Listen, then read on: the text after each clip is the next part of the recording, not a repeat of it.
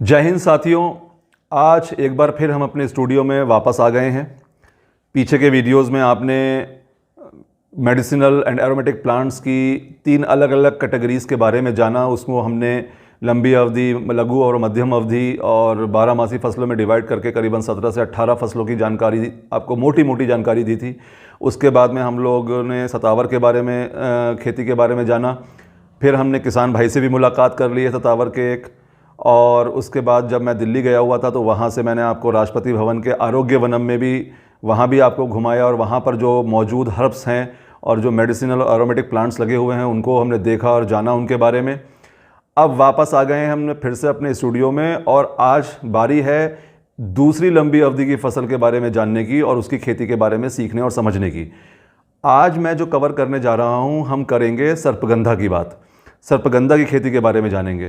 तो अगर आप सर्पगंधा की खेती को सिलसिलेवार तरीके से देखना, जानना, सीखना और समझना चाहते हैं तो मेरे साथ जुड़े रहिएगा, कहीं मत जाइएगा और अपने मोबाइल स्क्रीन्स पर नज़रें गड़ाए रहिएगा, क्योंकि बहुत सारा डाटा, बहुत सारी चीज़ें जो हैं वो बोलने में नहीं आती हैं लेकिन देखने में, समझ में ज़्यादा अच्छी आ जाती हैं।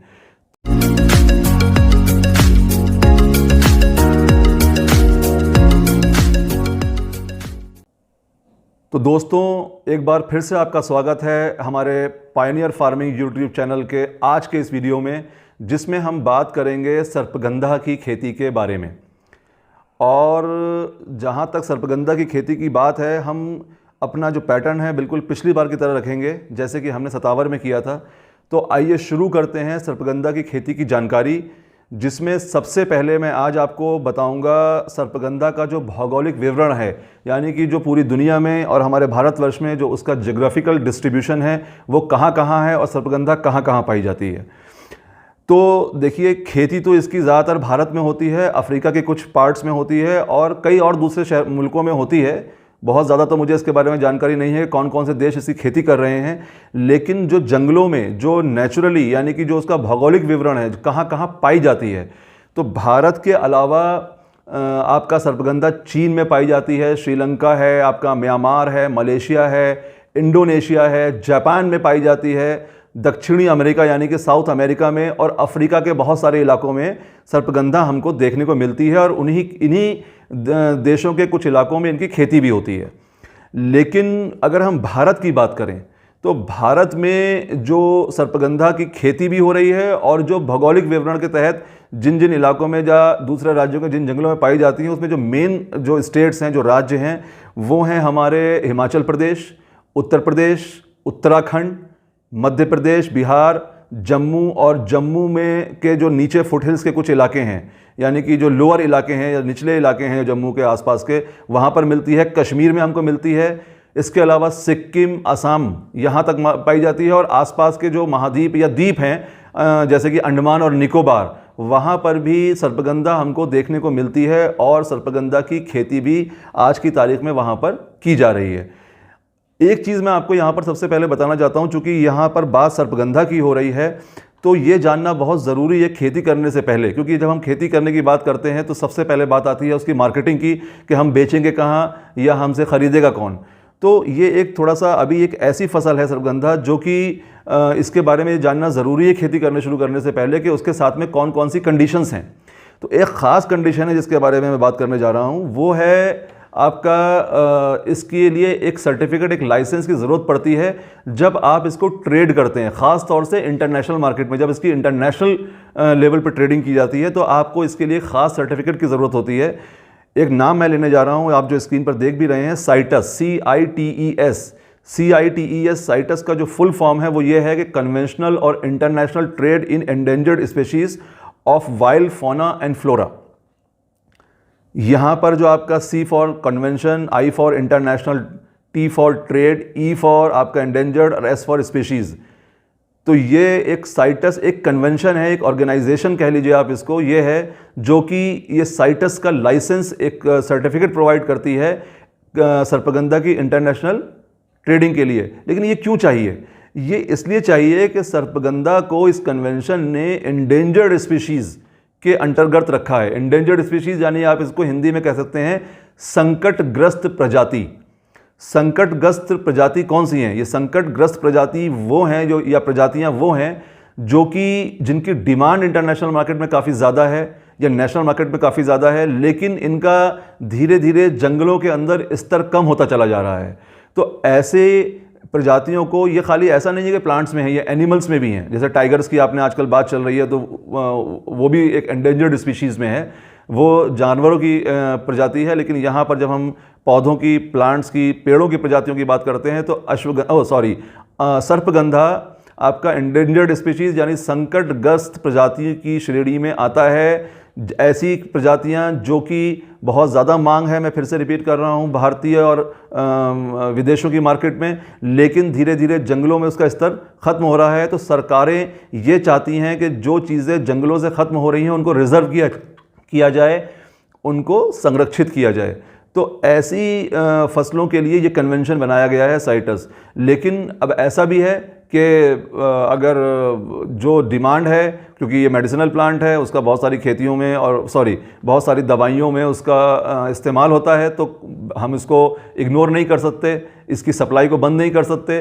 तो उसके ऊपर एक नियंत्रण बहुत ज़रूरी है, क्योंकि कई बार 2 नंबर से भी इसकी ट्रेडिंग हो जाती है, गलत तरीके से जो है 2 नंबर से जंगलों से लोग निकाल सकते हैं। तो इन सारी चीज़ों को से बचने के लिए और इस स्पीशी को संरक्षित रखने के लिए, ताकि सरकार को ये पता भी चलता रहे कि कितना हमारे यहाँ से ये ट्रेड हो रहा है और कितनी हमारे यहाँ इसकी जंगलों में अवेलेबिलिटी है, उसके बीच में एक बैलेंस, एक सामंजस्य, एक पूरा डाटा सरकार के पास पहुँचता रहता है। तो उसके लिए इसको साइटस के तहत रखा गया है। और साइटस, इसका लाइसेंस जो है वो आपको ज़रूरत होती है इसके इंटरनेशनल ट्रेडिंग के लिए, ताकि सरकार के पास में इसकी सारी जानकारी पहुँचती रहे कि भारत से कितना सर्पगंधा बाहर जा रहा है। अब ये जो साइटस है, इसको जनरली वाशिंगटन कन्वेंशन के नाम से भी जाना जाता है। मुझे बहुत ज़्यादा जानकारी नहीं है कि वाशिंगटन कन्वेंशन इसे क्यों कहते हैं या कब इसका नाम रखा गया, लेकिन आप ये समझ लीजिए कि इसको वाशिंगटन कन्वेंशन भी कहा जाता है। अब बात आती है कि ये जो साइटस लाइसेंस सर्पगंधा के लिए चाहिए हमको, हालांकि लोकल फार्मर्स को नहीं चाहिए, खेती वाले जो फार्मर्स हैं उनको नहीं चाहिए। ये जो रिक्वायरमेंट है ये ज़्यादातर एक्सपोर्टर्स की है, जो लोग एक्सपोर्ट कर रहे हैं उनको चाहिए। और ज़रूरत देखा जाए तो एक्सपोर्टर्स को भी इतनी नहीं है। एक होता है जब भी किसी चीज़ की मार्केटिंग होती है तो एक ख़रीदार होता है और एक इसका बेचने वाला होता है। तो दोनों में से एक के पास होना चाहिए, या तो ख़रीदार के पास मौजूद हो साइटस या बेचने वाले के पास मौजूद हो।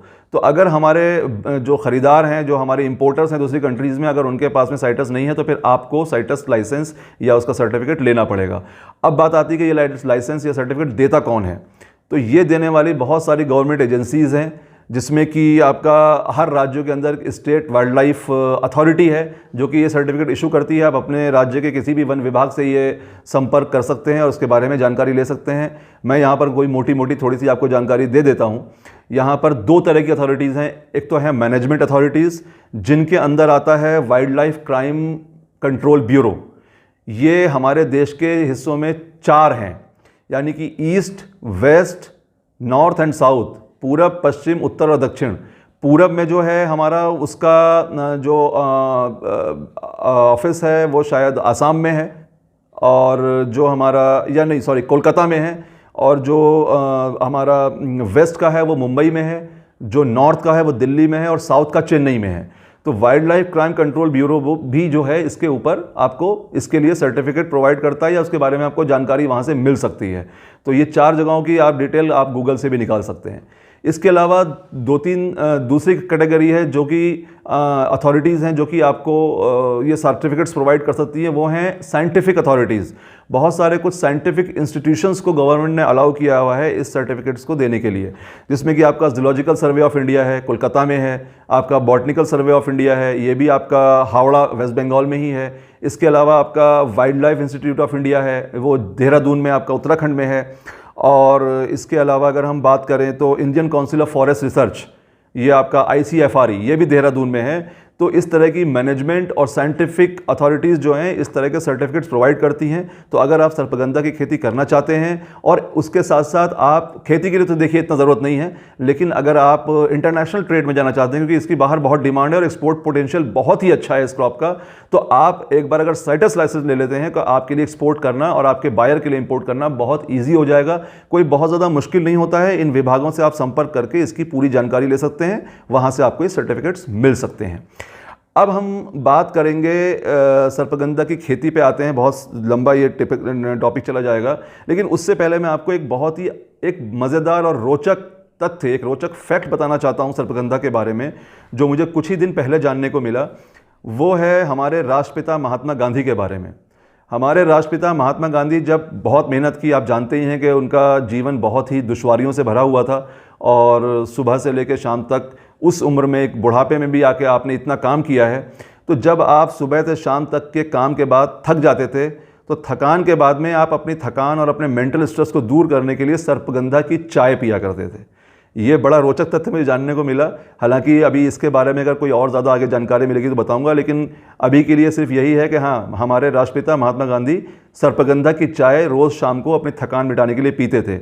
जहाँ तक इसकी और दूसरी प्रॉपर्टीज़ की और जो उसके यूजेस की बात है, तो हम अपने पीछे के जो हमने लंबी अवधि की फसलों की जो कैटेगरी में जिन पौधों की बात की थी, वहाँ पर हमने सर्पगंधा की भी बात की थी और वहाँ पर मैंने आपको मोटे तौर पे सर्पगंधा के जो उपयोग हैं, किन दवाओं में इनका उपयोग होता है, वो बताया था। तो चूँकि आज हम खेती की बात कर रहे हैं तो बहुत ज़्यादा मैं उन उपयोगों के ऊपर नहीं जाने वाला हूँ। आप उसको पीछे हमारे जो वीडियोज़ हैं, जिन साथियों ने नहीं देखा है, जो लोग अभी जुड़े हैं, वो देख सकते हैं जा करके, और नहीं तो गूगल पे भी आपको बहुत ज़्यादा इसके इलाबोरेटेड फॉर्म में, वे में आपको यूजेस मिल जाएंगे। तो हम लोग अभी उस पर नहीं जा रहे हैं, हम लोग उसकी खेती पे आ रहे हैं। खेती से आने से पहले एक छोटी सी चीज़ और है कि जो हमने सतावर में भी बात की थी कि सर्पगंधा के कितने तरह के प्रकार हमारे यहाँ भारत में हैं, कितनी स्पीशीज़ हैं, कितनी वैराइटीज़ तो नहीं कहूँगा, स्पीशीज़, प्रजातियाँ हैं। तो देखिए उसमें तकरीबन मोटे मोटे तौर पे जो सर्पगंधा की प्रजातियां वो तकरीबन 5 हैं जो कि भारत में आज की डेट में जानी जाती हैं, जिसमें कि सबसे पहला आपका रवेल्फिया सर्पेंटिना जो मेन है, जिसके बारे में हम आगे बात करेंगे। दूसरा है रवेल्फिया टेट्राफाइला। रवेल्फिया सर्पेंटिना को जो हम जानते हैं वो स्नेक रूट के नाम से भी जानते हैं, जो सांप के काटने, स्नेक मतलब सांप के काटने के लिए जो भी दवाइयाँ बनती हैं अक्सर, या इसका जो कि सर्पगंधा का उपयोग होता है, तो उस वजह से इसका नाम स्नेक रूट है। और रवेल्फिया टेट्राफाइला जो कि ज़्यादातर आपको साउथ इंडिया के जंगलों में मिलती है, दक्षिण भारतीय जंगलों में, वो इसको वहाँ पर डेविल रूट के नाम से भी जाना जाता है। तो सर्पेंटिना हो गया आपका स्नेक रूट और टेट्राफाइला हो गया आपका डेविल रूट। इसके अलावा 3 तरह की स्पीशीज़ और हैं, जिसमें कि आपका एक हुकेरी है, माइक्रांथा है, रवेल्फिया माइक्रांथा हो गया, और रवेल्फिया वेट्रिसिलाटा। तो ये 3 स्पीशीज़ और हैं। और सर्पेंटिना तो सब जगह मिलता है, लेकिन ये लास्ट की जो 4 हैं, यानी कि आपका जो टेट्राफाइला है, हुकेरी है, माइक्रांथा और वर्टिसिलाटा, ये जो हैं आपका ज़्यादातर दक्षिण भारत के इलाकों में ज़्यादा देखने को मिलता है। लेकिन जो अगर हम डिमांड की बात करें, जो उसकी पॉपुलैरिटी की बात करें, यानी जो सबसे ज़्यादा मशहूर है और सबसे ज़्यादा जिसकी मांग है, वो है रवेल्फिया सर्पेंटिना। अक्सर जो कन्फ्यूज़न क्रिएट होता है वो सर्पेंटिना और टेट्राफाइला में, क्योंकि हुकेरी, माइक्रांथा और वर्टिसिलाटा की खेती आज की तारीख में मेरी जानकारी में तो नहीं हो रही है, लेकिन टेट्राफाइला की खेती भी होती है, जंगलों से भी निकाली जाती है, और सर्पेंटिना के साथ में भी यही है। अब बात आती है कि जब मांग ज़्यादा सर्पेंटिना की है तो लाजमी बात है कि रेट भी उसका ज़्यादा मिलेगा, टेट्राफाइला का कम मिलेगा। और उस लिहाज से देखा जाए तो हम फिर यही चाहेंगे कि टेट्राफाइला की खेती ना करके हम सर्पेंटिना की खेती करें, और सर्पेंटिना की ही खेती करनी भी है हमको। तो फिर हम इन दोनों में फ़र्क कैसे करेंगे? पुराने जो किसान भाई हैं वो तो कई बार, जो अब लोग एक्सपीरियंस हो चुके हैं, एक्सपर्ट हो चुके हैं, वो तो जानते हैं, लेकिन बहुत सारे लोग हैं जो अभी भी टेट्राफाइला और सर्पेंटिना के बीच का फ़र्क नहीं जानते हैं। नेट पे भी आपको इसकी बहुत ज़्यादा इन्फॉर्मेशन नहीं मिलती है। मेरे पास जो मोटी मोटी, जो कि मैं आपको दिखा सकता हूँ, वो मौजूद है, वो मैं आपको इमेजेस के फॉर्म में दिखा रहा हूँ और बता भी रहा हूँ। वो आप नोट कर लीजिए, वो समझ लीजिए कि इसमें जो है सर्पेंटिना का जो बेसिकली सबसे पहला फ़र्क होता है प्लांट में। देखिए सर्पेंटिना का, जैसे आप फोटो में भी देख रहे होंगे, इसके प्लांट्स की जो लीव्स हैं, जो पत्तियां हैं, वो थोड़ी पतली होती हैं और ब्राइट होती हैं, कलर में ब्राइट ग्रीन होती हैं, चमक होती है उनके अंदर, थोड़ा सा स्मूथ होती हैं, चिकनापन होता है।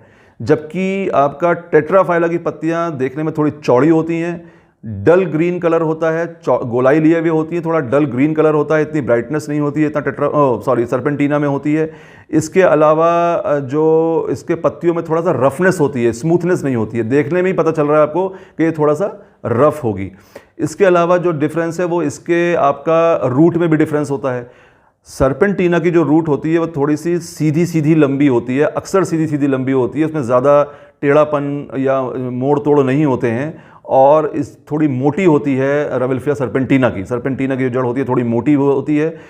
टेट्राफाइला की जड़ जो होती है वो इतनी सीधी नहीं होती है, बहुत टेढ़ी मेढ़ी सी रूट होती है, कई जगह वो एकदम से मुड़ जाएगी, और थोड़ा पतली रूट होती है। उसकी छाल भी थोड़ी मोटी होती है, छलका जो होता है रूट का वो थोड़ा मोटा होता है, सर्पेंटीना में इतना मोटा नहीं होता है। इसके अलावा जो देखने में आपको बहुत फर्म रूट लगेगी सर्पेंटीना की, जबकि इसकी रूट थोड़ी सी छितरी बितरी सी लगेगी, जैसे आप शायद फोटो में देखने में लग भी रहा है। तो अगर आपके सामने दोनों रूट्स को अलग अलग रख दिया जाए तो जो डिफरेंसेस मैंने बताए हैं आप उससे इसको आसानी से पहचान सकते हैं। तीसरा डिफरेंस जो है वो दोनों के बीज में होता है। जो सर्पेंटीना का बीज है वो थोड़ा आकार में छोटा होगा टेट्राफाइला के मुकाबले में, थोड़ा सा उसके अंदर बादामीपन यानी कि रंग के अंदर थोड़ा येलोइंगनेस कम होगी टेट्राफाइला के मुकाबले में, हल्की सी सफ़ेदी लिया हुआ होगा, जो थोड़ा सा फर्मनेस होगी, सॉलिड सीड लगेगा आपको देख के, मतलब स्मूथनेस ज़्यादा होगी। और जो टेट्राफाइला का सीड है वो आकार में थोड़ा सर्पेंटीना से बड़ा होगा। दूसरा सबसे बड़ा उसका जो डिफरेंस है वो ये है कि उसका रंग थोड़ा सा सर्पेंटीना के मुकाबले में थोड़ा डार्क होगा, हल्का सा पीला या भूरे रंग की तरफ हल्का सा ज़्यादा असर लिया हुआ होगा। और तीसरा जो है वो थोड़ा सा रफ लगेगा देखने में, उसमें थोड़ा सा गड्ढे वड्ढे अलग से अगर उसको माइक्रोस्कोप से देखेंगे तो उनके अंदर जो इतना फर्मनेस है वो नहीं दिखाई देगी, हल्का सा जो है ऊंचा नीचे सा ज़्यादा दिखाई देगा, मतलब रफ दिखाई देगा, सीड इतना स्मूथ नहीं दिखाई देगा। तो इन तीन चीज़ों में यानी पत्तियों में, प्लांट की आप रूट्स में और सीड्स में, इन तीनों चीज़ों से इसका अंदर का फ़र्क आप जान सकते हैं, समझ सकते हैं, जिससे आपको ये अंदाज़ा हो जाएगा कि इसमें सर्पेंटीना कौन सा है और टेट्राफाइला कौन सा है। जब हमने सर्पेंटीना और टेट्राफाइला का फ़र्क समझ लिया है तो अब हम, चूँकि हमने प्रजातियों की यानी स्पेशीज़ की बात कर ली है, तो अब हम ये समझ लें कि अगर हम सर्पेंटीना को अब लेके आगे बढ़ेंगे तो क्या इसमें कुछ वैरायटीज़ भी हैं। जी हाँ, सर्पेंटीना की इस वक्त जो है सबसे ज़्यादा जो वैरायटी लगाई जाती है वो है RS1। रावेल्फिया सर्पेंटीना से ये लिया गया है RS1, और ये सीमैप की डेवलप की हुई वैरायटी है। इसके अलावा सीमैप की एक सिमशील के नाम से भी है, अच्छी वैरायटी है, एल्कलॉइड भी ज़्यादा मिलता है उसमें, लेकिन चूँकि इसका यह भी बहुत ज़्यादा प्रचलन में नहीं है तो जल्दी इसको आपका सीड वगैरह या उसका प्लांटिंग मटेरियल मिलने में दिक्कत आती है। लेकिन एल्कलॉइड लेवल ज़्यादा होता है, पेड़ भी इसका जो मतलब पौधा होता है वो भी ऊंचा होता है, बड़ा होता है। तो आप चाहें तो सीमैप से संपर्क करके या हमसे संपर्क करके सिमशील के बारे में जानकारी भी ले सकते हैं। लेकिन RS1 भी बहुत अच्छी वैरायटी है और वही सबसे ज़्यादा पॉपुलर है, हर जगह हर किसान भाई के यहाँ सीड्स हैं, उसके प्लांटिंग मटेरियल हैं, जड़ है, ज़्यादातर आपको RS1 का मिलता है। एक और वैरायटी RI1 भी है, लेकिन उसकी बहुत कम जानकारी है तो इसलिए मैं उसको ले नहीं रहा हूँ यहाँ। तो हम लोग अभी सिर्फ RS1 और सिमशील की हमने जो बात की है वो देखेंगे, और फिलहाल हम RS1 को ही लेके चल रहे हैं। बट मेरी मतलब ये था बताने का कि ये दो वैरायटीज़ मेन जो हैं वो हैं RS1 और सिमशील। तो हम लोग अभी जो है ये मान के चलते हैं कि हमारे पास अभी सिमशील भी नहीं है और RS1 है। तो यहाँ पर हो गई वैरायटीज़ की बात। सर्पगंधा के उपयोग तो मैंने आपको नहीं बताया, बट मैं आपको मोटा मोटा बता दूं कि इसके जो दो मेन एल्कोलॉइड हैं या तीन एल्कोलॉइड हैं, वो एक तो आपका रेसरपिन होता है जो ब्लड प्रेशर्स वगैरह के इश्यूज़ जो होते हैं उनकी मेडिसिन जो बनती हैं उसमें होता है। आपका रावेल्फिन होता है, हार्ट अटैक या स्ट्रेस से रिलेटेड जो भी मेडिसिन होती हैं उसमें बनता है, और एक होता है आपका सर्पेंटीन। तो ये तीन जो है मेन है एल्कोलॉइड्स। इसमें तत्व तो और भी बहुत ज़्यादा हैं और अलग अलग बीमारियों में इनका इस्तेमाल होता है, लेकिन मेन तो हैं वो ये तीन है, आपका रेसरपिन, आपका सर्पेंटीन और आपका रावेल्फिन। ये तीन जो है मेन इंग्रेडिएंट या मेन एल्कोलॉइड हैं इसमें। अब हम बात करते हैं, सबसे पहले आते हैं कि सर्पगंधा की, जब हम खेती की बात तरफ आते हैं तो सर्पगंधा की खेती में सबसे पहले बात आती है कि सर्पगंधा की खेती के लिए कैसी मिट्टी चाहिए, किस तरह की जलवायु में सर्पगंधा होता है और कैसा तापमान वगैरह, बारिश वगैरह कैसी मिलनी चाहिए। तो देखिए, चूँकि ये भी जड़ वाली फसल है, ज़्यादातर लोग ये जानते हैं, जो नहीं जानते हैं वो देख रहे हैं और समझ भी रहे हैं, फोटोग्राफ्स देख करके जड़ की बात हो रही है। तो ये जड़ वाली फसल है, तो जड़ वाली फसल होने के नाते इसको भी रेतीली, सतावर की तरह रेतीली ज़मीन चाहिए।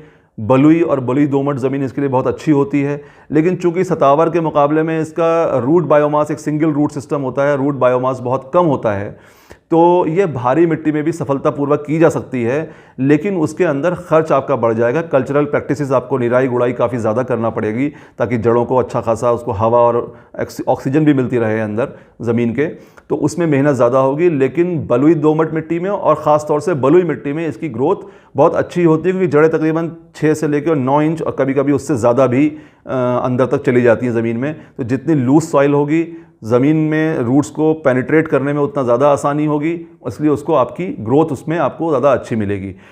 दूसरा एक सबसे इम्पॉर्टेंट फैक्टर है इसका, जो हमने शायद बहुत ज़रूरी है आपको बताना, वो है पीएच।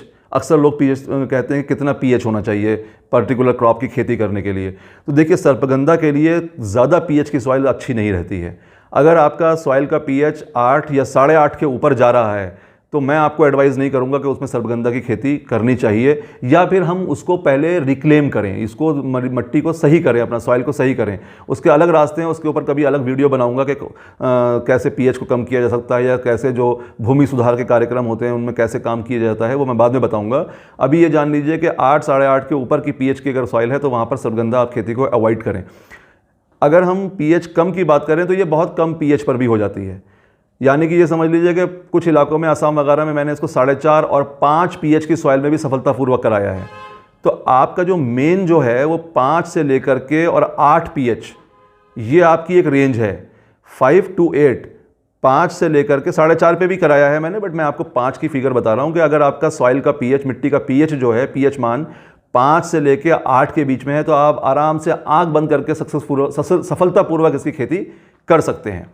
अक्सर जो मैंने बताया कि पहाड़ी इलाकों में ज़्यादा है, कश्मीर है, जम्मू के इलाके हैं, आसाम में है, यहाँ पर जनरली मिट्टी का पीएच कम रहता है। पहाड़ी इलाकों में चाय के बागान हैं, वहाँ पर भी ये सर्पगंधा बहुत अच्छा होता है, तो वहाँ पर पीएच मान कम होता है, लेकिन वहाँ पर आपकी बहुत अच्छे से इसकी खेती आप लोग कर सकते हैं। दूसरी बात आती है इसकी जलवायु। तो जैसे मैंने आपको शुरू में हम लोगों ने बात की भौगोलिक वितरण की, आपको अंदाज़ा हो गया होगा कि इसको भी ट्रॉपिकल और सब ट्रॉपिकल यानी शीतोष्ण और समशीतोष्ण क्लाइमेट चाहिए।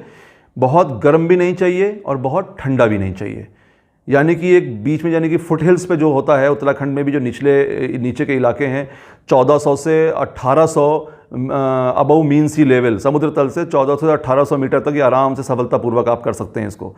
जो टेम्परेचर रेंज है इसका, वो जनरली जो एक रेंज में अगर बता दूं, कम से कम और ज़्यादा से ज़्यादा वो 10 से 38 डिग्री है, यानी कि 5-6 डिग्री पे भी होता है, लेकिन कंटिन्यूअस इसका टेम्परेचर पूरे साल, क्योंकि 2 साल की फसल है ये 2 साल में तैयार होती है, 2 साल की फसल है, तो आपका जाड़ा भी आएगा, गर्मी भी आएगी, बरसात भी आएगी, लेकिन कंटिन्यूसली टेम्परेचर हमारे जाड़ा, गर्मी, बरसात में 10 डिग्री के ऊपर नीचे नहीं रहता है। जाड़ों में कुछ टाइम जाता है, 3-4 डिग्री तक भी जाता है, उतना ये आराम से टॉलरेट करती है। 5-6 डिग्री इसके लिए कोई ज़्यादा मायने नहीं रखता। लेकिन अगर हम पूरे साल में फसल की अगर रेंज की बात करते हैं टेम्परेचर की, तो 10 डिग्री के ऊपर ही इसको बहुत अच्छा किया जा सकता है। इसलिए बहुत हाई हिल्स पर हमको लेकर, बहुत ऊँचे पहाड़ी हिस्सों में लेकर के इसको क्रॉप को नहीं जाएंगे।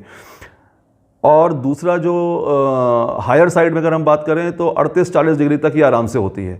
उससे ज़्यादा ऊपर टेम्परेचर अगर होता है, हमारे मैदानी इलाकों में कई बार हो जाता है, तो उससे ज़्यादा ऊपर के टेम्परेचर में अगर हम जाएंगे तो थोड़ा सा पैदावार में कमी है। क्रॉप के सर्वाइवल पे कोई क्वेश्चन नहीं है, ना कम टेम्परेचर के केस में, ना ज़्यादा टेम्परेचर के केस में। अगर 10 से 38 के बियॉन्ड, आपकी रेंज के बियॉन्ड अगर आपका टेम्परेचर जा रहा है, तापमान जा रहा है, तो भी इस क्रॉप के मरने मराने का कोई ख़तरा नहीं है, सर्वाइवल पर कोई इशू नहीं आएगा, लेकिन पैदावार पे थोड़ा फ़र्क पड़ जाता है। तो जो रेंज है इसकी वो 10 डिग्री से लेकर के 38 डिग्री तक। इसी तरह से अगर हम भारत में बारिश की बात करें तो अलग अलग हिस्सों में अलग अलग बारिश होती है, लेकिन 2200 से 2500 mm तक अगर रेनफॉल है तो उस पर कोई ज़्यादा इसका फ़र्क नहीं पड़ेगा। रूट मजबूत होती है, सतावर के मुकाबले में इसका पेरिशेबल नेचर नहीं है, तो ये सतावर के मुकाबले में थोड़ा सा पानी को ज़्यादा टाइम तक बर्दाश्त कर लेती है, तो सर्वाइवल का कोई क्वेश्चन नहीं खड़ा होता है। थोड़ा बहुत वाटर लॉगिंग को भी टॉलरेट करती है, बट बहुत लंबे समय के लिए नहीं होना चाहिए। तो कम वर्षा के क्षेत्रों में ये बहुत अच्छी हो जाती है। अगर बिल्कुल सूखा है तब तो ये तब भी नहीं मरेगी, लेकिन ग्रोथ पे अच्छी पैदावार लेने के लिए थोड़ी सिंचाई ज़रूरी होती है, बट ये कम पानी में ज़्यादा अच्छी होती है। जल निकासी अच्छी होनी चाहिए, ऐसी मिट्टी चाहिए कि जल निकासी उसमें अच्छी हो, ड्रेनेज अच्छा हो, पानी काफ़ी लंबे टाइम तक स्टैग्नेट ना करे, वाटर लॉग ना करे, खड़ा ना रहे खेत के अंदर। ऐसी ज़मीन जो है वो इसकी खेती के लिए ज़्यादा अच्छी होगी। तो हमने बात कर ली सतावर की मिट्टी कैसी चाहिए, पीएच कितना हो, जलवायु और आपका तापमान वगैरह के बारे में भी हमने जान लिया। अब हाँ, एक चीज़ मैं आपको इसमें बताना रह गया कि ये ओपन कंडीशन में जितना अच्छा होता है, यानी कि खुली धूप में, उतना ही ये छाया में अच्छा होता है। लेकिन इसका मतलब ये नहीं है कि कंप्लीट छाया हो, हम किसी शेड के नीचे, कंप्लीट शेड के 100% शेड के नीचे लगा दें। जैसे आपके आम के बाग हैं, बहुत पुराना आम का बाग अगर नहीं है, यानी कि कम से कम मान लीजिए कि 50 से 60%, 70% तक शेड है और 30 से 40% या 50% तक आपको उसमें धूप मिल रही है पूरे दिन में, तो ये फसल बहुत अच्छी होगी। जैसा आपको ओपन कंडीशन में मिलेगी पैदावार, वैसे ही आपको छायादार कंडीशन में मिल सकती है। इसलिए इसको बागातों में, यानी बाग में आप जो भी हॉर्टिकल्चर क्रॉप्स करते हैं, जैसे आम है, लीची है, या एग्रोफॉरेस्ट्री करते हैं, आप सागौन लगाते हैं, साल लगाते हैं, या आप अगरवुड लगाते हैं, पॉपुलर लगाते हैं, यूकलिप्टस लगाते हैं, इन सब के बीच में ये बहुत अच्छी हो जाती है। 100% शेड ना हो, कम से कम 30-40%, 50% तक उसको, 50% शेड है तो चलेगा, 30-40-50% तक शेड है तो या 50 to 70% तक शेड है तो चलेगा। 30-40-50% इसको कम से कम कुछ धूप मिल जाए। अगर पूरे शेड में भी लगा देंगे तो नहीं मरेगी, लेकिन फिर वही वाली बात आती है कि हमें कमर्शियल कल्टीवेशन करना है तो हमें इसकी पैदावार लेनी है, तो कंप्लीट शेड नहीं चाहिए, तकरीबन 30-40-50% धूप मिल जाए। बट ये छाया में और ओपन कंडीशन में तकरीबन इतने कंडीशंस में बराबर के नतीजे आपको देगी। अब हम बात करते हैं सर्पगंधा की खेती पे पूरी तरह से जब आते हैं तो सबसे पहले बात आती है नर्सरी की। देखिए, सर्पगंधा की नर्सरी को भी दो तरीके से तैयार कर सकते हैं, यानी कि खेती के लिए आप जो पौध तैयार करते हैं, या तो आप नर्सरी को नहीं, पौध के लिए, या तो आप डायरेक्ट बाज़ार से पौध ख़रीदें और या फिर आप उसकी नर्सरी खुद करें। अगर आप डायरेक्ट बाज़ार से पौधे लेते हैं तो फिर तो पौधा थोड़ा महंगा ज़रूर पड़ता है, फिर आपको नर्सरी करने की ज़रूरत नहीं है। अगर आप ख़ुद इसकी नर्सरी करके बीज से या कलम से तैयार करते हैं तो वो आपको जानना ज़रूरी है उसके बारे में, और उसकी मैं पहले विधि बता देता हूं कि नर्सरी जब खुद तैयार करना है तो कैसे तैयार करेंगे। इसमें और सतावर में बहुत ज़्यादा डिफरेंस नहीं है, बस थोड़ी बहुत जो ऊंचे नीचे डिफरेंसेस हैं या फ़र्क है वो मैं आपको बता देता हूं। देखिए, नर्सरी भी इसकी दो तरह से तैयार होती है। सतावर में ये चीज़ नहीं थी, लेकिन सर्पगंधा में है। वो ये कि आप इसकी नर्सरी बीज से भी तैयार कर सकते हैं, और आप इसकी नर्सरी कलम यानी जड़ से, काटी हुई जड़, यानी सर्पगंधा की जड़ होती है, तो छोटे छोटे टुकड़े काट लिए जाते हैं, उससे भी आप इसकी नर्सरी तैयार कर सकते हैं। जहाँ तक पहले हम बात कर लेते हैं बीज से। अगर हम बीज से नर्सरी तैयार कर रहे हैं तो हमें कितना बीज चाहिए होगा? देखिए, हमें तकरीबन 4 से 5 किलो बीज चाहिए होगा। अगर अच्छा फ्रेश बीज है, सीड है, तो 4 किलो में काम हो जाता है। अगर बीज अच्छा नहीं है तो फिर 5 किलो की भी ज़रूरत पड़ सकती है, 6 किलो की भी ज़रूरत पड़ सकती है और 7 किलो की भी ज़रूरत पड़ सकती है। लेकिन मोटी मोटी जो इसकी रेंज है वो 4 से 6 किलो के बीज में ही अच्छे से हो जाता है। लेकिन ये रेंज क्यों है? देखिए, इसको समझना बहुत ज़रूरी है। सर्पगंधा में आज भी ये इशू बना हुआ है कि जो ताज़े बीज अक्सर होते हैं वो भी जो है कई बार जर्मिनेशन नहीं दे पाते हैं, उनके अंदर कुछ कमियां रह जाती हैं, भ्रूण पूरी तरह से डेवलप नहीं हो पाता है। किसान ने कच्चा बीज तोड़ लिया, या क्लाइमेटिक कंडीशंस बहुत ज़्यादा फेवरेबल नहीं थी, उस वजह से बीज के अंदर वो डेवलप नहीं हो पाया बीज अच्छे से। कोई भी रीज़न हो सकते हैं, लेकिन आप इसको एक लेवल तक पता भी लगा सकते हैं।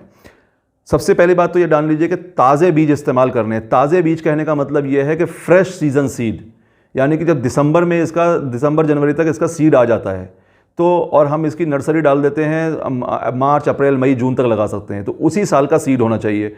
3 से 4 महीने का सीड में अंकुरण बहुत अच्छा मिलता है, और उसका तरीका ये है पता लगाने का। जैसे आपको कहीं से, सपोज़ आपके अगर अपने खेत के बीज हैं तो आपको सब पता है कि आप सर्पगंधा की खेती कर रहे हैं और जानते हैं उसके बारे में, तो आपको कोई मसला नहीं है। आप जान लेंगे कि हाँ, मेरे कितने टाइम के बीज हैं, और आप उसके बारे में ये जानते होंगे कौन से बीज अच्छे हैं कौन से बीज सही नहीं है। लेकिन नए लोगों को मैं बताना चाहता हूँ कि अगर आप किसी से बीज खरीद रहे हैं तो पहले आप एक थोड़ा सा सैम्पल ले लें। 100 ग्राम 200 ग्राम का सैम्पल ख़रीद लीजिए, और सैम्पल में से उस सैम्पल को आप पानी में भिगो दीजिए। तो जो हल्का ख़राब, जो नॉन वायबल सीड होगा, जो ख़राब बीज होगा जिसमें जर्मिनेशन के चांसेस नहीं हैं, वो जब पानी के ऊपर आ जाएंगे, तैरने लगेंगे, और जो अच्छा बीज होगा वो बैठ जाएगा। इसके लिए थोड़ी देर इंतज़ार भी करें, कई बार बीज थोड़ी देर के लिए ऊपर आता है फिर धीरे धीरे बैठ भी जाता है, लेकिन ख़राब बीज जो है वो ऊपर आ जाएगा। तो अगर आपने मान लीजिए 200 ग्राम बीज लिया, सपोज मान लीजिए 100 ग्राम बीज लिया, तो 100 ग्राम बीज में से 50% बीज आपका मान लीजिए तैरने लगा, 50% बीज आपका बैठ गया, तो यानी कि जर्मिनेशन आप अंदाज़ा लगा सकते हैं मोटा मोटा 50% मिल रहा है। 50% जर्मिनेशन का मतलब यह है कि 1 किलो बीज में आपको तकरीबन आराम से 5 से 6,000 सीड मिल जाएगा। तो अगर 6,000 सीड आपको 1 किलो से मिल रहा है तो 1 एकड़ में इसका तकरीबन 30,000 पौधा लगता है, तो आपको करीबन मान के चलिए कि 5 किलो सीड चाहिए होगा उस कंडीशन में। अगर आप 80% जर्मिनेशन ले रहे हैं, 80% सीड बैठ गया, अक्सर अगर अच्छा सीड है, फ्रेश सीड है और किसान को परख है कि सीड को कैसे तैयार सही से किया जाता है, तो 80% तक जर्मिनेशन भी मिल जाता है। और 80% जर्मिनेशन केस में 4 किलो सीड भी आपके लिए काफ़ी होगा। तो 50% से कम अगर जर्मिनेशन आ रहा है तो समझ लीजिए सीड वो पुराना भी हो सकता है और बहुत अच्छा सीड तैयार नहीं किया गया है। तो यहाँ पर आपको जो सीड रिक्वायरमेंट है वो 4 से 6 किलो की है 1 एकड़ की नर्सरी के लिए। जहाँ तक सीड के प्राइस की बात है, मोटा मोटा मान लीजिए कि 5,000 रुपये का एक एवरेज प्राइस है, कभी कभार 3 से 4,000 रुपये भी मिलता है। पीछे भी इसका सीड 7 से 8,000 रुपये में, कई क्योंकि सीड प्रोडक्शन कम होता है इस वजह से इसका जो है रेट कम ज़्यादा होता रहता है। सीड अगर ज़्यादा तैयार हुआ किसी साल तो रेट कम हो जाएगा, सीड अगर कम तैयार हुआ तो रेट बढ़ जाएगा। तो उस हिसाब से अगर हम देखते हैं तो ये मान के चलिए कि एवरेज रेट 5,000 मान लीजिए कि 5,000 रुपये का सीड आपको 1 किलो सीड 5,000 के रेट से इसका मिल जाता है। तो बाकी की अगर हम बात करें सीडलिंग्स, डायरेक्ट सीडलिंग्स जो हैं वो भी आपको एक एवरेज 5 रुपये का रेट मान के चलिए कि 5 रुपये का रेट मिल जाएगा। कहीं पर 3-4 रुपये का मिल भी सकता है, लेकिन अगर 3-4 रुपये का ज़्यादा सस्ता मिल रहा हो तो आप ये देख लीजिएगा कहीं टेट्राफाइला तो नहीं पकड़ाया जा रहा है आपको। तो सरपेंटीना की पहचान कर लेना ज़रूरी है उस टाइम पर। और 6 रुपये से ऊपर कभी इसका सीडलिंग का प्राइस जाता नहीं है। एक एवरेज प्राइस आप मोटा मोटा मान लीजिए, अगर खर्च हमें हायर साइड में रखना है तो 5 रुपये का इसका एक प्लांट सीडलिंग जो है वो मिलेगा। 5,000 रुपये किलो के रेट से आपको सीड मिलेगा और 5 रुपये पर प्लांट, 5 रुपये का आपको एक प्लांट एक सीडलिंग मिल जाएगा। इसके अलावा अगर हम बात करते हैं कि नर्सरी का क्या प्रोसेस है, तो हमने बीज का जान लिया। सीडलिंग डायरेक्ट अगर हम खरीद रहे हैं तो वो हम लोग ट्रांसप्लांटिंग के टाइम पे बात करेंगे उसकी।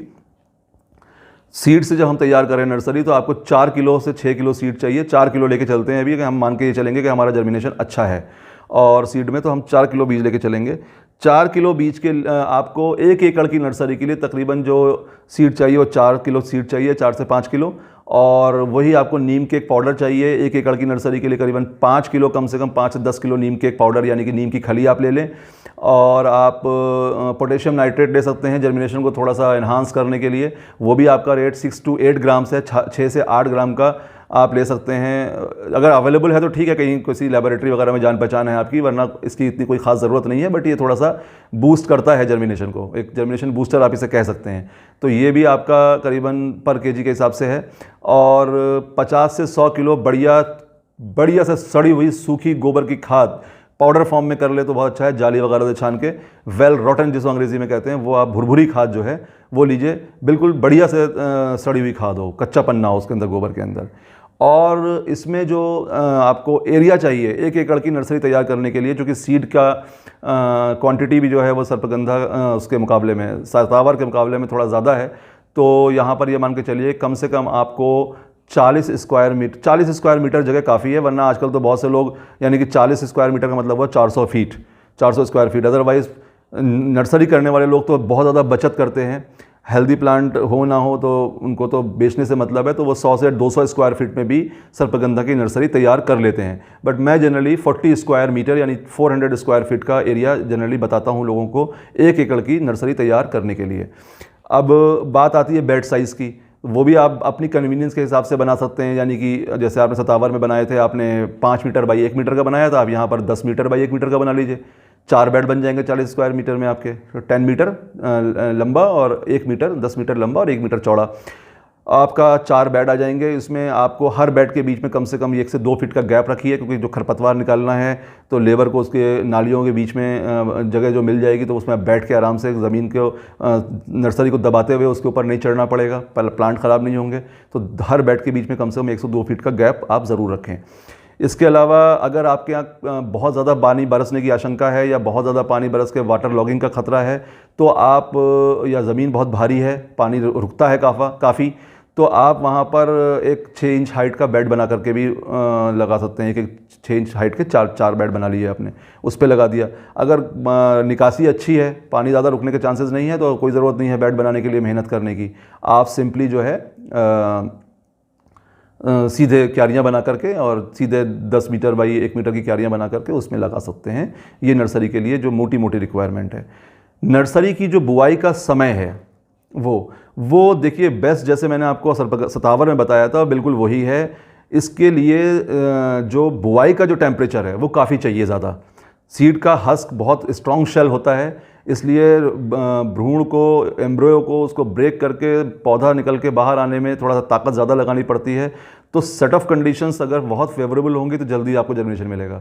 तो उसके लिए जो जितना ज़्यादा टेम्परेचर होगा उतना अच्छा है। और हमारे यहाँ जाके चूँकि मैदानी इलाकों में अगर हम बात करें, जो कि हमारे यूपी है, एमपी है, बिहार है आपका, और हरियाणा, पंजाब तक पूरा नॉर्दर्न इंडिया की अगर हम बेल्ट की बात करें, तो वहाँ पर अप्रैल और मई, ये 2 महीने ऐसे हैं, अप्रैल और मई, ये सबसे ज़्यादा अच्छे रहते हैं सतावर के लिए भी और सर्पगंधा की नर्सरी की बुआई के लिए भी।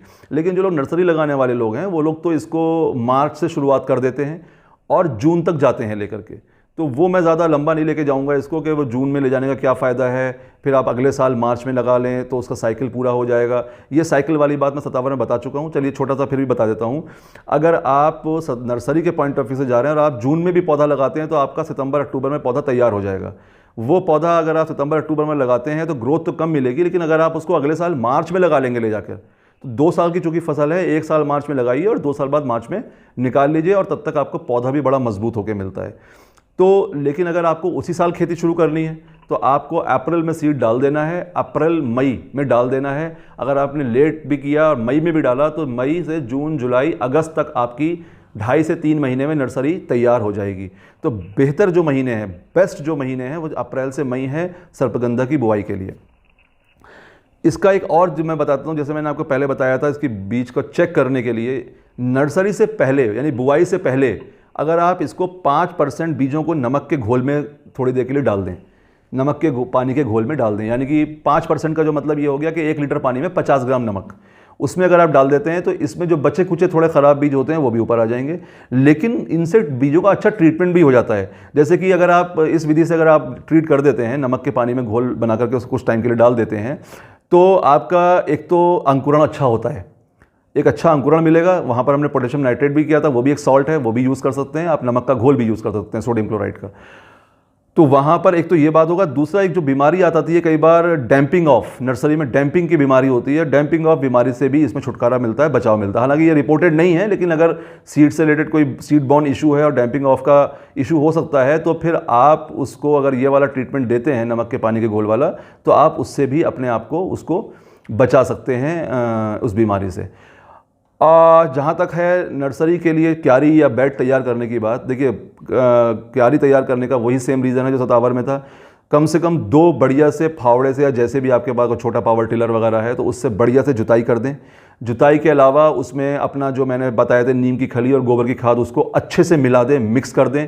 मिक्स करने के बाद में उसमें अगर आप चाहते हैं, वैसे तो मैं जनरली रिकमेंड नहीं करता हूं केमिकल फर्टिलाइज़र, बट आप चाहें तो डाल सकते हैं अपनी ज़रूरत के हिसाब से, बट उसकी ज़रूरत नहीं है क्योंकि सीड में ही अपना अच्छा खासा बफर होता है। तो ये सारी चीज़ें तो मैंने आपको बता दी थी। बाकी आपने खेत तैयार किया, आपने खेत तैयार मतलब दो जुताई कर दी अच्छे से। 2 जुताई करने के बाद में आपने उसमें अपना साथ जुताई के जो है गोबर की खाद और आपने जो भी बताया गया है जितने भी क्वांटिटी में, ज़्यादा डाल देंगे कोई नुकसान नहीं है, और नीम की खली मिक्स करके, क्योंकि अगर दीमक वगैरह है या कुछ निमेटोड्स हैं तो वो उससे ख़त्म हो जाएंगे। इसके अलावा आपको जो बीज बोना है तो उससे कम से कम 24 से 48 घंटे पहले या ऑप्टिमम 36 घंटे पहले बीजों को पानी में डिप कर दीजिए, सोक करके रख दीजिए। 24 घंटे तक आप पानी में पड़े रहने दीजिए और उसके बाद या ओवरनाइट पड़े रहने दीजिए और दूसरे दिन आपको उसको एक थैली में बांध के और कहीं लटका दीजिए बीजों को, और उसको बीच बीच में नम करते रहिए। तो जर्मिनेशन उसमें आपको जल्दी मिलेगा, शेल जो है वो थोड़ा सा सॉफ्ट हो जाएगा और जल्दी अंकुरण आपको उसमें मिल जाता है। तो ये आप विधि अपना सकते हैं। उसके बाद जब आप सोइंग के लिए आप लेके आएंगे तो जो आपका भीगा हुआ गीला बीज होगा उसको थोड़ी देर कहीं पेड़ वेड़ की छाया में हल्का सा थोड़ी देर के लिए 10-5 मिनट खुला छोड़ दिए तो कि जो एक्सेस मॉइस्चर होता है वो निकल जाएगा, बीज सही अवस्था में आ जाएगा। वरना इतना ज़रूरी नहीं है, कोई बड़ा बीज होता है तो कोई चिपकेगा नहीं आपस में। इसके अलावा वो पोटेशियम नाइट्रेट अगर आप यूज़ कर रहे हैं तो 3 ग्राम साल्ट पर केजी के हिसाब से जो बीज है आपका, यानी कि 5 केजी या 4 केजी बीज है तो आपका 12 से 15 ग्राम पोटेशियम नाइट्रेट में घोल के 15 मिनट से आधा घंटा उसको हिलाते हुए बीज को उसमें थोड़ी देर के लिए भिगो के छोड़ दीजिए। और फिर बुआई से पहले उसको थोड़ा सा हल्का सा हवा में शेड ड्राई करके और बीज को इस्तेमाल कर सकते हैं बुआई के लिए। बुआई के लिए आपका जो है ये मान के चलिए कि 5-5 सेंटीमीटर की दूरी पर लाइन खोल दीजिए और हाथ से सिंपली आप बीज को डालेंगे। बहुत करीब करीब ये बीज ना पड़े ताकि दोनों पौधे आपस में पौधे सब झुंड हो जाए, मिल जाएं आपस में, ऐसा भी ना हो। 5 सेंटीमीटर की फरोज़ खोल के उसमें बीज डालना काफ़ी है। ज़्यादातर लोग इस सब का जानते हैं तरीका। बीज सब लाइनों में जब पड़ जाए तो लाइनों को बंद कर दीजिए, थोड़ा सा उसके ऊपर वही गोबर की खाद का बुरादा जो है वो मिट्टी के साथ मिक्स करके उसके ऊपर एक कवरिंग कर दीजिए, तो नीचे से तो खाद मिल ही रही है, ऊपर से भी बीजों को पोषण मिल जाएगा। और हल्का जो है उसके अंदर इरिगेशन सिंचाई कर दीजिए। नमी बहुत ज़रूरी है, वेटनेस ना हो, कीचड़ ना हो, वहाँ पर पानी खड़ा ना हो, लेकिन नमी जब तक जर्मिनेशन नहीं आता है आपको मिलती रहनी चाहिए बीजों को। तो इसलिए नमी का बहुत ज़्यादा ख्याल रखना है। घास ज़्यादा ना होने पाए, घास ज़्यादा होगी तो फिर उसमें कीड़ा पकौड़ा भी लग सकता है आपको। फिर हालांकि जनरली रिपोर्टेड तो नहीं है लेकिन फिर भी हम ख्याल रखें, ग्रोथ भी अच्छी होगी अगर घास नहीं होगी तो, और कोई इंसेक्ट या डिसीज़ अटैक भी जल्दी नहीं लगेगा और दीमक वगैरह निकलने का भी ख़तरा नहीं रहेगा।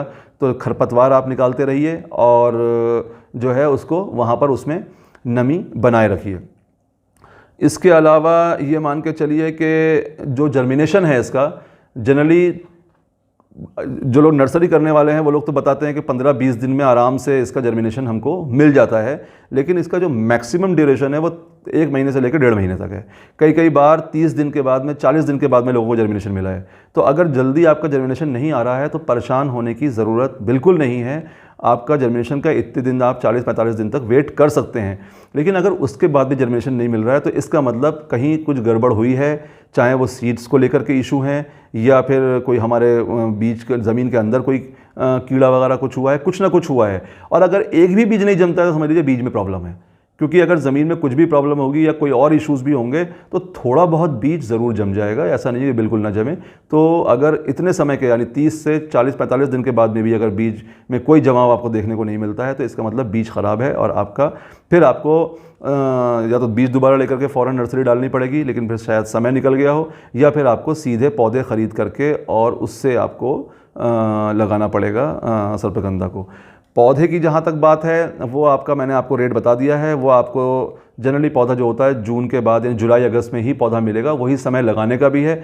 लगाने के समय पर जब वो पौधे की क्या स्थितियाँ होनी चाहिए, क्या होना चाहिए, वो मैं आपसे डिस्कस करूँगा ट्रांसप्लांटिंग के टाइम में। हाँ, एक चीज़ जो रह गई वो ये है कि बीज की विधि से तो हमने जान लिया, जड़ों से यानी कि कलम से, जड़ों की कलम से भी हम इसकी नर्सरी तैयार कर सकते हैं। और उसका तरीका यह है कि हम ऐसे पौधों का चुनाव करें जड़ निकालने के लिए या कलम तैयार करने के लिए जिसमें, जैसे मैंने 3 एल्कोलॉइड बताए थे, उनमें उन पौधों में हेल्दी पौधे हों, तंदुरुस्त पौधे हों और उनके अंदर एल्कोलॉइड की मात्रा ज़्यादा हो। ऐसे पौधों से अगर आप कलम तैयार करके और अपना पौधा तैयार करते हैं तो आने वाले पौधों में भी बहुत अच्छी एल्कोलॉइड की मात्रा होगी, बहुत अच्छे पौधे तैयार होंगे। जड़ की कितना बड़ा टुकड़ा लेना है आपको, वो समझ लीजिएगा 10 सेंटीमीटर से बड़ा, यानी 7 से 10 सेंटीमीटर से ज़्यादा बड़ा टुकड़ा नहीं होना चाहिए, बहुत ज़्यादा है। 4 से 6 सेंटीमीटर का टुकड़ा भी काफ़ी होता है। बहुत मोटी जड़ ना हो और कम से कम मतलब एक मीडियम साइज़ की जड़ हो, पतली जड़ हो, बहुत मोटी ना हो। ये पता चला कि 10 से 12 सेंटीमीटर मोटी जड़ हमने लगा दिया तो उसके अंदर जमने में परेशानी होती है। और जड़ में 2 गांठें ज़रूर हों, 1 से 2 गांठें ज़रूर हों जहाँ से अंकुरण आपका स्टार्ट होगा। तो जो गहराई है करीबन 4 से 5 सेंटीमीटर नीचे ज़मीन के नीचे जड़ों को दबा दिया जाता है और पानी लगा दिया जाता है। खाद वाद आप जैसे मैंने आपको बताया वैसे ही डालनी है।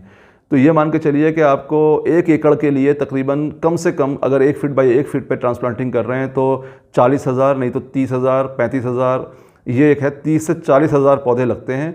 तो इतनी ही जड़ों को तैयार करने, इतनी ही आपको पौधे तैयार करने के लिए तकरीबन इतनी ही जड़ों की, इतनी ही टुकड़ों की ज़रूरत होगी, इतनी ही कलम की ज़रूरत होगी। बीज का भी मैं एक बात यहाँ बताना भूल गया था कि जब नर्सरी में हम बीज लगाते हैं तो बीज की गहराई 1 सेंटीमीटर से ज़्यादा गहरा ना जाए। हालांकि सर्पगंधा में इतनी दिक्कत नहीं है, फिर भी आप ये ख्याल रखें कि बीज की जो गहराई है वो 1 सेंटीमीटर से ज़्यादा गहरी ना जाए, और जड़ से जो कलम से तैयार कर रहे हैं आप, तो उसमें कलम जो है वो 4 से 5 सेंटीमीटर गहराई पर लगाई जाती है।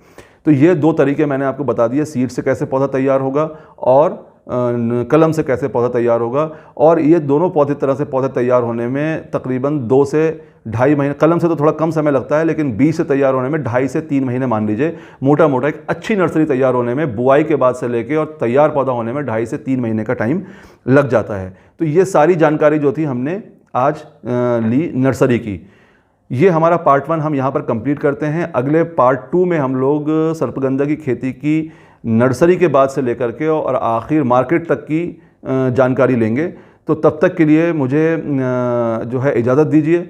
जाने से पहले मेरी आपसे पहले की तरह फिर से यही गुजारिश है कि ज़्यादा से ज़्यादा किसान भाइयों को हमारे इस चैनल के साथ जोड़िए। कि मेरी कोशिश ये है कि बहुत डिटेल्ड वे में मैं जो है आप लोगों को इसकी जानकारियाँ प्रोवाइड करूँ। सर्पगंधा के बाद खेती के बाद में जो मैं आपको स्टूडियो से जानकारी दे रहा हूँ, उसके बाद मेरी कोशिश यही होगी कि मैं फिर एक सर्पगंधा के किसान से आपकी मुलाकात भी कराऊँ, ताकि आप उनकी ज़बानी भी समझ सकें और दोनों के अंदर तालमेल बैठा सकें कि क्या फ़र्क है क्या नहीं है, ताकि आपको अपने फ़ैसले लेने में आसानी हो। तो विदा लेने से पहले मेरी आपसे फिर वही गुजारिश है कि मेरे वीडियो को लाइक कीजिए और ज़्यादा से ज़्यादा इसको सब्सक्राइब करके वीडियोस को देखते रहिए। ज़्यादा से ज़्यादा किसानों के साथ में हमारे वीडियोस को शेयर करिए, चैनल को शेयर कीजिए, ताकि ज़्यादा लोग इसका फ़ायदा उठा सकें। तब तक के लिए जल्दी ही मैं आपसे मुलाकात करूँगा सर्पगंधा के दूसरे पार्ट में, पार्ट 2 में, और जानेंगे हम वहाँ पर जो है बाकी की जानकारी को जो आज रह गई है। तो तब तक के लिए मुझे इजाज़त दीजिए। बहुत बहुत शुक्रिया। जय हिंद।